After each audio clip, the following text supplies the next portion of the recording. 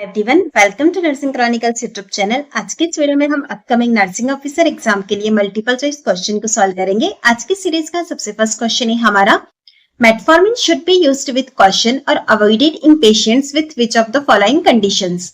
Metformin medicine जो होती है हमारी, हम कौन सी ऐसी कंडीशन होगी जिसके अंदर की अवॉइड करेंगे या फिर कॉशन यानी कि ध्यानपूर्वक हम उसे देंगे। Option A type 2 diabetes, option B renal impairment, option C hypertension, option D hyperlipidemia. Right answer रहेगा हमारा यहाँ पर option B renal impairment. Renal impairment की जो कंडीशन होती है वहां पर हमें ध्यानपूर्वक या फिर अवॉइड करना चाहिए मेटफॉर्मिन मेडिसिन देने का, क्योंकि उसका रीजन होता है कि अगर हमने रिनल इंपेयरमेंट वाली कंडीशन के अंदर मेटफॉर्मिन को एडमिनिस्टर किया तो उसकी वजह से चांसेस रहते हैं कि लैक्टिक एसिडोसिस का कंडीशन डेवलप हो सके। नेक्स्ट क्वेश्चन है हमारा, the nurse is caring for a client with heart failure who is prescribed carvedilol. The nurse should monitor the client for which potential adverse effect of this medication. एक client है हमारे पास heart failure वाला, इसकी care करते वक्त उन्हें prescribe किया गया है कार्वेडिलॉल मेडिकेशन को। जब हम कार्वेडिलॉल मेडिकेशन को एडमिनिस्टर करते हैं तो यहाँ पर कौन सा पोटेंशियल ऐसा एडवर्स इफेक्ट है जो कि नर्स को मॉनिटर करना चाहिए। Option A hypertension, option B bradycardia, option C hyperglycemia, option D hypokalemia. Right answer है हमारा यहाँ पर ऑप्शन बी ब्रेडिकार्डिया। चलिए देख लेते हैं इसका रेशनल भी। कार्वेडिलॉल जो होती है वो बीटा 1 रिसेप्टर्स जो होते हैं हार्ट के अंदर उसको ब्लॉक करती है और इसकी वजह से क्या होता है, हार्ट रेट जो होती है हमारी वो रिड्यूस हो जाती है। इसीलिए ब्रेडिकार्डिया का कंडीशन यहाँ पर एडवर्स इफेक्ट के तौर पे देखने को मिलता है। इसीलिए हमें ब्रेडिकार्डिया की कंडीशन को कार्वेडिलॉल मेडिकेशन के साथ मॉनिटर करने की जरूरत होती है। नेक्स्ट क्वेश्चन है हमारा, the nurse is caring for a client with a peptic ulcer disease which dietary modification is appropriate for this client. एक नर्स है जो कि पेप्टिक अल्सर डिजीज वाले पेशेंट की केयर कर रही है, तो वहां पर हमारा डाइटरी मॉडिफिकेशन कौन सा इस क्लाइंट के अंदर एप्रोप्रिएट रहेगा। Option E avoiding spicy food, option B increasing caffeine intake, option C consuming large meals, option D drinking carbonated beverages. Right answer रहेगा हमारा यहाँ पर option A avoiding spicy food. जब भी हमारे पास पेप्टिक अल्सर डिजीज का कंडीशन होता है तो वहां पर हम जो होता है स्पाइसी फूड जो है उसे अवॉइड करने के लिए कहते हैं। इसी के साथ ही कैफीन इंटेक भी अवॉइड करने को कहते हैं और कार्बोनेटेड बेवरेजेस को भी ड्रिंक करने के लिए एडवाइस नहीं करते, उसे भी अवॉइड करना होता है। बात करते हैं यहाँ पर कंज्यूमिंग लार्ज मील्स की, तो यह भी एडवाइस नहीं किया जाता है। हम पेशेंट्स को बोलते हैं कि स्मॉल फ्रीक्वेंट मील लेना चाहिए। नेक्स्ट क्वेश्चन है हमारा, what is the most appropriate nursing for a patient with fluid volume excess. Fluid volume excess के कंडीशन के अंदर हमारा मोस्ट अप्रोप्रिएट नर्सिंग इंटरवेंशन क्या रहेगा। Option E encourage fluid intake, option B administer diuretic as prescribed, option C monitor for sign of dehydration, option D sodium intake. Right answer रहेगा हमारा यहाँ पर option B administer diuretic as prescribed. चलिए अब हम बढ़ते हैं रैशनल की तरफ। Diuretics help eliminate excess fluid from the body making them a key intervention for managing fluid volume excess. हमें कंडीशन दिया गया था फ्लूइड वॉल्यूम एक्सिस का, इसे मैनेज करने के लिए हमारा की इंटरवेंशन रहता है कि हम डायूरेटिक को प्रिस्क्राइब करें। डायूरेटिक जो होती है वो एक्सेस फ्लूइड वॉल्यूम को बॉडी के अंदर से एलिमिनेट करने में हेल्प करती है। नेक्स्ट हम एक ब्रॉड मैनेजमेंट प्लान की तरफ देखते हैं, तो वहां पर हम सोडियम रेस्ट्रिक्शन भी एडवाइस करते हैं, ना कि सोडियम इंटेक के लिए एडवाइस करते हैं। सोडियम रेस्ट्रिक्शन भी जो हमारा ब्रॉड लेवल पर मैनेजमेंट प्लान होता है उसके अंदर हेल्पफुल रहता है। नेक्स्ट क्वेश्चन है हमारा, what is the primary goal in the management of A post operative patient presenting with diabetic ketoacidosis. यहाँ पर हमारा जो पेशेंट है वो पोस्ट ऑपरेटिव पेशेंट है, इसी के साथ ही उनके अंदर हमें प्रेजेंट देखने को मिल रही है डायबिटिक कीटोएसिडोसिस का कंडीशन। तो यहाँ पर हमें मैनेजमेंट करते वक्त हमारा प्राइमरी गोल क्या रहेगा। Option A to start antiviral medicine, option B to restore fluid and electrolyte balance, option C to administer antibiotics, option D to start oral hypoglycaemics. Right answer रहेगा हमारा यहाँ पर ऑप्शन बी, क्योंकि हमें post operative primary goal पूछा गया है तो वहां पर हमें फ्लूइड और इलेक्ट्रोलाइट बैलेंस जो है उसे रिस्टोर करना सबसे फर्स्ट रिस्पॉन्सिबिलिटी होती है। चलिए बढ़ते हैं रैशनल की तरफ। The immediate priority in DKA management is to correct dehydration and electrolyte imbalances primarily through intravenous fluid and electrolytes particularly potassium. हमारे पास डायबिटिक कीटोएसिडोसिस वाले कंडीशन के अंदर इमीडिएट हमारी प्रायोरिटी रहती है मैनेजमेंट की कि हम डिहाइड्रेशन को करेक्ट करें, इसी के साथ ही जो हमारा इलेक्ट्रोलाइट इम्बैलेंस है उसे भी करेक्ट करें। इसे करने के लिए हम क्या करेंगे, आईवी फ्लूइड एडमिनिस्टर कर सकते हैं या फिर इलेक्ट्रोलाइट भी एडमिनिस्टर कर सकते हैं, पर्टिकुलरली पोटेशियम। नेक्स्ट क्वेश्चन है, what is the primary cause of bacterial vaginosis. Bacterial vaginosis का प्राइमरी कॉज क्या है। Option A yeast infection, option B overgrowth of normal flora, option C sexually transmitted infection, option D hormonal changes. Right answer है हमारा यहाँ पर option B overgrowth of normal flora. चलिए बढ़ते हैं इसके रेशनल की तरफ। Bacterial vagina primarily caused by an imbalance in the normal bacterial flora of the vagina. Vagina के अंदर बैक्टीरियल फ्लोरा जो होते हैं वो नॉर्मली प्रेजेंट होते हैं। अगर इसमें किसी तरह का इम्बैलेंस होता है तो उसकी वजह से उन बैक्टीरिया की ओवरग्रोथ हो जाने की वजह से बैक्टीरियल वेजाइनोसिस का कंडीशन डेवलप होता है। बैक्टीरियल वेजाइनोसिस का कंडीशन जो डेवलप होता है उसके लिए मेनली जो बैक्टीरिया रिस्पॉन्सिबल है वो है गार्डनेला वेजाइनलिस।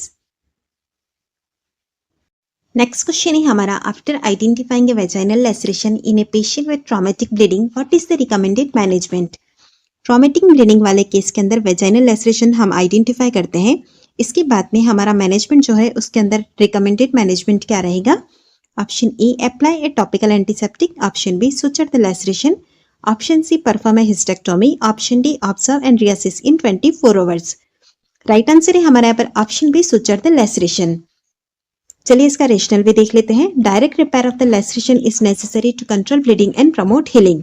हमने लैसरेशन तो आइडेंटिफाई कर लिया, उसके बाद हमारा नेक्स्ट स्टेप रहेगा कि हम उसे रिपेयर करें, क्योंकि रिपेयर नहीं करेंगे तो ब्लीडिंग कंट्रोल नहीं होगी। तो हमारा ब्लीडिंग कंट्रोल करने के लिए उसे रिपेयर करना जरूरी है, जिससे कि हीलिंग भी प्रमोट हो सकती है।